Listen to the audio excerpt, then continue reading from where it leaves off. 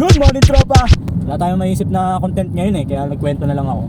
Wala rin tayong pwedeng ibigay dahil wala pa tayong kakayanan. Actually, kanina may nag-chat sa akin, isang follower natin, kwento ko na rin, pag hindi ko babanggitin yung pangalan, na humingi ng tulong pinansyal. Sana po, one day, samahan nyo ako mag-pray. Sabay-sabay tayo mag-pray na one day, mangyari yung imposible na maging posible. Good morning, tropa! So for today's video mga tropa, samahan nyo ako sa aking biyahe. Papasok ng trabaho, tropa. Schedule natin is 2 to 10. So ngayon ay araw ng Huwebes. So walang traffic kasi wala nang pasok yung mga estudyante. So kung mapapansin nyo, nakakotse tayo kasi sira ang ating motor na si Duke. So, hindi ko pa naayos. It's either nalobat yung battery o may problema yung fuel pump. So after nung bakasyon o nung 2 araw nating rest day, ayaw nang tumakbo ni Duke. Hindi ko alam kung bakit. Ang kaso hindi ko siya ma-check kasi nga busy tayo sa pag-ayos ng mga binibenta nating laruan. So bitin na bitin yung oras ko. Kasi sigurado kapag ginalaw ko yung motor, sigurado maraming oras yung kakainin nun. So siguro sa rest day natin titirahin o sa rest day ko maasikaso yung ating motor. So ngayon, tiis-tiis muna tayo sa sakyan. Tiis-tiis tayo sa gasolina. So yung 500 natin mga tropa, 3 araw lang. Unlike sa motor, it's either aabot yun ng 5 to 7 days, depende sa paggamit natin. Hindi katulad dito sa kotse, talagang fix na sa 500 yung 3 days. Pero tipid pa rin kasi 0.9 lang tong makina ng Wigo natin. So itong Wigo natin mga tropa, ano na to magti 3 years na. Woohoo! 2.5 years na pala Yes, 2 taon at kalahati na lang. Tatapos na natin to sa sakyan. Actually tropa, isa to sa pangarap ko talaga nung bata pa ako, magkaroon ng sariling sasakyan. So natupad naman natin. Pangarap ko rin magkaroon ng sariling bayad lupa. Although hindi pa bayad yung bayad lupa ko, pinabayaran ko pa sa Pag-ibig, pero malapit na rin yan. So natupad ko na rin yung pangarap ko na yun. Tapos magkaroon ng pamilya, makapagpatapos ng 2 anak.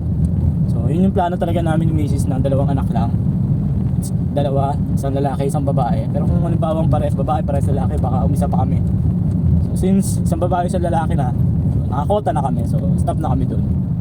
Pero syempre pag nakakita pa rin tayo ng mga baby, di ba? Nakakaingit. Parang sarap ulit gumawa ng baby, di ba? Kaso sa edad natin, medyo hindi na siya angkop kasi ilang taon na tayo. Mag-aanak pa si Mrs. So ugod-ugod na kami. Meron pa kami pinag-aaral, so medyo mahirap na. So think twice lagi, think wisely sa mga gusto magpamilya. Pero sabi nila mas marami daw, mas masaya. Pero para sa akin, masaya talaga pag marami yung pamilya, lalo na kung lagi kayong sama-sama o yung relationship nyo ay maganda. So isang pamilya talaga, yung relationship ng magulang at saka anak pa rin yung number 1. Oo nga, marami nga kayo kung hindi naman kayo nagkakasundo, patak-patak naman kayo, useless din, di ba? Kung konti naman kayo, tapos ganun din. Kailangan talaga nasa yung pagmamahalan ay laging nasa gitna. O yun yung sentro ng isang pamilya, diba? Wala tayong maisip na content ngayon kaya nagkwento na lang ako. Wala rin tayong pwedeng ibigay dahil wala pa tayong kakayanan. Actually kanina may nag-chat sa akin, isang follower natin, kwento ko na rin, pero hindi ko babanggitin yung pangalan, na humingi ng tulong pinansyal. Marami beses nang may mga nag-chat sa akin tungkol sa mga ganyan pinansyal. Ako naman willing akong tumulong kung meron talaga akong kakayanan, pero sa ngayon wala talaga. Kulang pa nga yung pagsusumikap ko para sa pamilya ko tsaka sa mga mahal ko sa buhay. So hindi pa rin talaga ako pwedeng tumulong sa iba. Pasensya na po. So sa chat di ko na pinaasa yung tao, sinabi ko na yung totoo na sa ngayon wala pa talaga akong kakayanan na tumulong. Kasi hindi pa naman talaga kumikita yung page natin. Nabuti pa si Tonton TV. Wala pa akong kita. Malayo pa ako. Malayo pa. Pero sana Lord, sana one day Lord, bigyan niyo ako pagkakataon. Sinasabi ko sa inyo to na masarap talaga tumulong sa kapwa di ba? Yun yung isa talaga sa pangarap ko bago man lang mawala sa mundo. Makatulong ka sa kapwa mo, sarap sa pakiramdam na. Kasi laki tayo sa hirap laki ako sa hirap. Kaya alam ko yung pakiramdam ng walang pera. Alam ko yung pakiramdam na utang ng utang para lang makakain, makabayad ng kuryente, bahay. Alam ko yung pakiramdam na yun dahil lahat yun napagdaanan ko. Napagdaanan namin ni Mrs. nung nagsisimula pa lang kami. So sana po, one day, samahan nyo ako mag-pray. Sabay-sabay tayo mag-pray na one day mangyari yung imposible na maging posible, di ba?